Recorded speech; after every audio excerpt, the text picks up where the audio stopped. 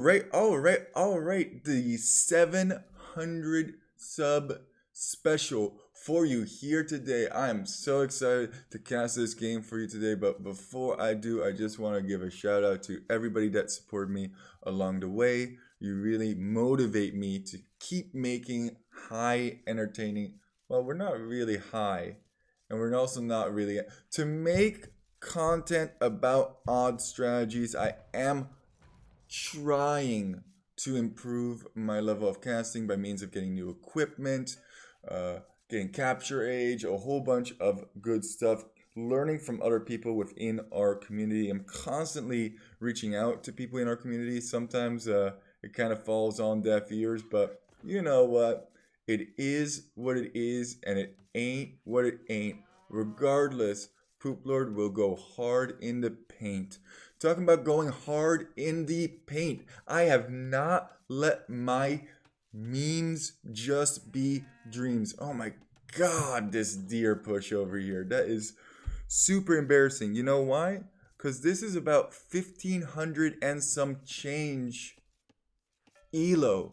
We've been haboobing it up left and right, doing TC drops on fools, denying woodlines before they ever have the chance to go up. It's been a lot of fun, but I kind of feel like I have hit the ceiling with the haboob strategy, and the ceiling for me was about 1550. Would I have liked to have hit 1600 TC dropping? Sure, but there's more to life than just dropping TCs, and that's why I'm showing you this game with Malay. Have a nice day. I'm going to break down for you how the Malay Karambits strategy works, what to do, what not to do, where the build order starts to break down. Whew. And that's about it. Okay, so first thing first, with the Malay strategy, and I recommend that everybody try this. It's a lot of fun to pump out a whole bunch of Karambits and to harass your opponent's economy. Karambits, very, very strong raiding unit. I remember this. Really. You bring that food all the way back there when there's a perfectly good meal here. Karambits, great raiding unit, horrible at actual combat against, say, knights or archers or whatever. They kind of are duty. However, they have the speed, they can raid real quick, they are super cheap, and if you get a big horde and get a surround on them, you can even do pretty decent against their counter unit, aka archers. Oof, sip of the soda. Build order. Build order is not as difficult as you may think. We go 6 onto food, then we go 4 onto wood. After that, we just go food, because it feels so dang good. You're going to push in them deers. You're going to scout out your opponent like I'm doing right here. Take your boars, all that good stuff. It doesn't matter which one you take first or which one you take second, because you're going to take absolutely everything. Now, the crazy thing is, we're not going to go feudal until we get to about 28 pop. Once you hit 28 pop, you move 5 onto gold. Now, I'm doing it a little bit faster over here. I'm actually moving some of my villagers over to gold. Gold? Have you gotten that nice gold? Gold early, but it doesn't really matter all too much. What matters is that you have 28 population, and as you click up to feudal, there should be approximately 5 miners on gold. Sorry, some lag. How's your day going? This is my first time playing Arena. Just joking. I won Arena Championship in 1969. Nice! Okay, 14. Let's go. He's feudal. We're not feudal age, but look how quickly we do go up to the next age. We do know where his base is, which is very important. And I also realized immediately that his stone was forward. If you can drop a Frankish player's stone why wouldn't you? I feel like at 1500 elo, you have to be very, very purposeful about everything that you do. So these houses, I've placed in such a way so that if he does come with forward pressure, I can basically make a secondary layer of wall, kind of like so, so it won't be as devastating to me. Has it also gone horribly wrong? A castle denied and just GG right away? No, no, that never happens to me. Ever. Except like 50% of the time? All the time. Minor things. Now, the key really is to have enough stone and to have villagers forward to drop right as you hit castle age. So you're going to want to move a whole bunch of villagers. Doesn't matter from where. I pulled them from wood. I pulled them from food.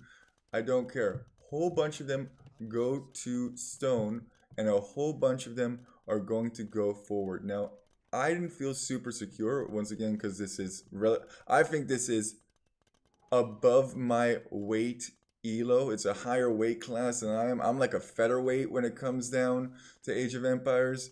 And this Frank player, he is like a heavyweight. So I didn't want my castle to get denied. So I decided to send 9 boys and girls over. But you can do 7 or 8. I feel like it's a pretty safe bet.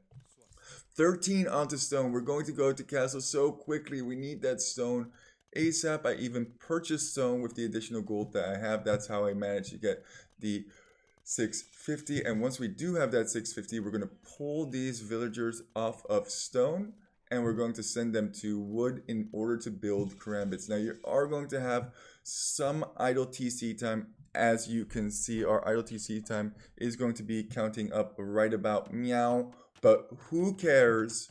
We have a castle on the Frank player's face when the Frank player is normally one dropping castles on people's faces. So that felt nice to put a Frank picker in his place. I know I always make this joke, but I honestly have nothing against Franks. The only thing that I have against Franks is that Franks are such a strong civilization to play with. And this guy, look at this guy. He knows exactly what to do when he gets castle dropped. He's going to make a nice, safe wall off, not worry about it too much. And we are going to drop a mining camp on that stone in order to follow this up with another castle. Do leave half of our villagers idle because I didn't collect them all, but you know, it is what it is. And we're all going to spam out the Karambits. And this is where the strategy kind of breaks down. There's not much more to the strategy. Pump out Karambits whenever you can. Pump out additional villagers at home. And hopefully do some raiding. So now I felt good.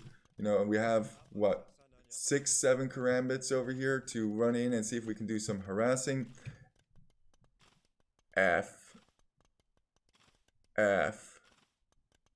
No harassment to be done onto red. Wait a second, says my scout. There's a hole. Look at this. It's almost hard to see, but this was very, very favorable. Even people at 1500 elo make some mistakes. Monkey boy, run away. Don't let him get the conversion. Snipe the monk. Oh my gosh, the proness. And yes, I do understand that we are absolutely chucking Karambits to the hell. It doesn't matter. Monk defense, normally very, very strong way to defend your economy. But Karambits are one of those units that it's like, who cares? Oh, I even deleted the Karambit. Ooh. No more fun for us. Even after all of that raiding, because we only have 1 TC, and I think we only really killed 1 villager. It says free KDs. One of them was a monk. Oh no! Monkey boy! Castle right on the front. We did sell some stuff just to make sure that this castle could occur. Wasn't too concerned about him converting 1 or 2 villagers, even converting a Karambit over here. You know, you can try hard all you want. We are going to get another castle up on your face. Man, was this a fun game to play. Full Karambits. against a very, very stone-wally individual, and now he's kind of got to be thinking, I need a castle of my own, otherwise, oh, that monk just got shot in the face hole. Look at us, finally getting our first eco upgrade. 21 minutes into the game, we end up getting double bit axe. He already has both of the wood upgrades, and because he's Frank, he also gets both of the farm upgrades for free. I'm actually kind of curious why gold shaft mining is not up here. I feel like that's a pretty good tech. Another thing that I really wish, which I haven't figured out yet, which maybe some of you can tell me how to do, is how can I show the range of castles on capture age? That would be absolutely glorious if I could have that insight. Talking about absolutely glorious, we shot that palisade over here. We have a whole bunch of Karambits producing from 2 castles, and we are just going to run in and harass. Sure, you can convert one of my measly Karambits, but we are going to get... I think he actually saved that monk over here. Yeah, he did manage to get one of the monk. Go to the wood line. Wow, look at these quick waller boys, man. Quick walling. This monk. He's like, I could convert him from the outside. That's kind of funny. I don't think we have any upgrades on our Karambits other than the defense upgrade. I think the defense upgrade is most essential, especially if you are doing raiding so that they don't die as quickly. They have very, very low HP, 30, and TCs do quite a bit. I knew that he was Frank, so he's probably not going to go for the fletching and archer upgrades to increase damage. And why you convert my Karambits? I don't like. It's funny though. Karambits is like the one unit, I know I mentioned this before, but it's like the one unit you actually don't mind too much about getting converted. He's going for the trap over here, but we're not having none of it. We know what's up. We know that this is about to go down, and when it does go down, there's going to be a whole bunch of villagers popping out. That monk that was hiding in there, chop, chop, chop, chop, chop. Great raiding unit. He doesn't have any actual military. I mean, monks, I guess, count as military, but that is probably the most favorable for us. Guys, really? Really? You're just gonna let your brethren die and then not do anything? Oh! 1 for 1. No, says red. But we're gonna chase that down, obviously. So now we have a very interesting predicament. We have significantly more military, but a lot less eco. So if red is just able to hold in this situation, he should be good. And I'm not the best at ecoing, so this should be interesting to say the least.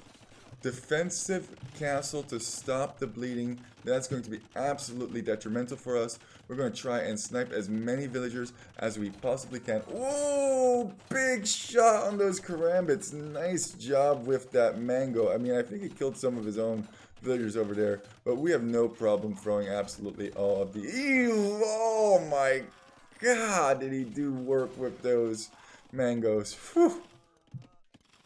Karambits dead or dirt, and all of a sudden we find ourselves in a situation where the military numbers are not that different, but our eco is still significantly worse. The only thing that we have going for us at this time is that we are taking up significantly more space. We're making it difficult for my enemy to expand, thus making a whole bunch of idols as well. I was thinking to myself at this point, if I do recall correctly, I need to go imp.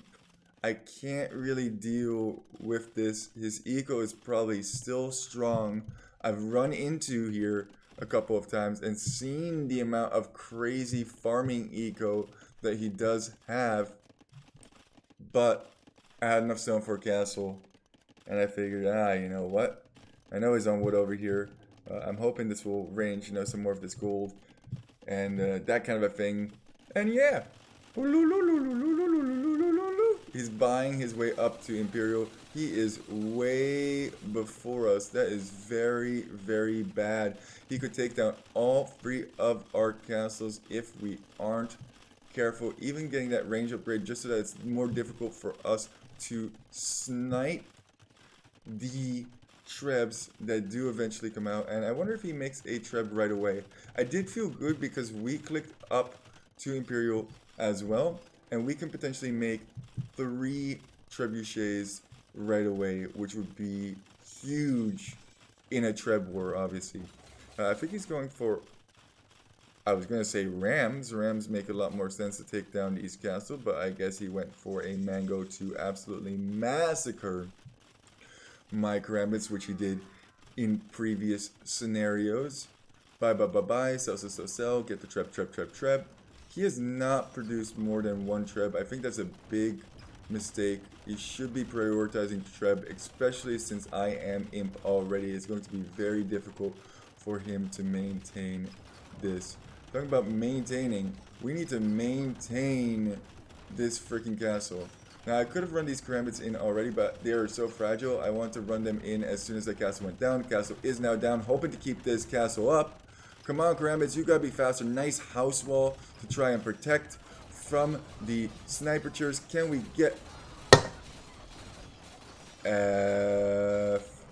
Absolute F. But I know he doesn't have a castle at this time. So if we take down this treb over here, we should be in a very, very good position. But the treb isn't going yet. Wait. Why didn't he kill the last leader? I'm thinking to myself. I'm also thinking to myself, I cannot deal with Cavalier. I hate to break this to you. Karambits are an amazing unit, but Karambits cannot deal with Cavalier. So, guess what we're doing? We already have 1 singular defense upgrade. It's time to halb it up. Let's go. All of our trebs are absolutely massacred, which is very unfortunate to say the least, but I know that there's only one way that we have to funnel. We can just slowly funnel into his base, get the help upgrade, get as many helps as we possibly can. 70 to 80 eco. We have been behind in eco and now also in military numbers this entire game, but at least we still have 2 castles, whereas he has none, and we've made the proper switch. The wonderful thing about going Karambits is you don't have to switch too much. You can basically go into Halbs or Pike very, very easily. Karambit is also very, very light on gold, so it's easy to get those essential upgrades, such as Halberdier, such as you could even go freaking Arbs or something in that nature. And the GG is called with less eco on our side. That's a poop lord. Let's take a quick look at these statistics. I was also worried that he was maybe like expanding somewhere over here. So I did send some Karambits. I know I didn't really mention that. We could have maybe also taken the relics. I think like that would have been really, really worth. We didn't have a great wood line. We actually overchopped over here and then had to construct a house because I did not want to get my main eco raided by Cavalier. That would have thrown the entire game. But that being said, there's another hole right behind this pine tree. Dang you, pine tree. Wonderful. Absolutely wonderful. I love this game. It can be stressful at times. I know my buddy Shrugs, he sometimes gets a little bit stressed, especially if there's a lot going on in your day-to-day life. And then you're not playing so well during Age of Empires. But at the end of the day, realize it's just a game that you are playing to have fun, and however you want to play the game is completely up to you. Have you ever seen a winner with negative timeline? That's kind of funny in my opinion. Now I know our KD looks terrible, but you have to consider the units that we lost in this.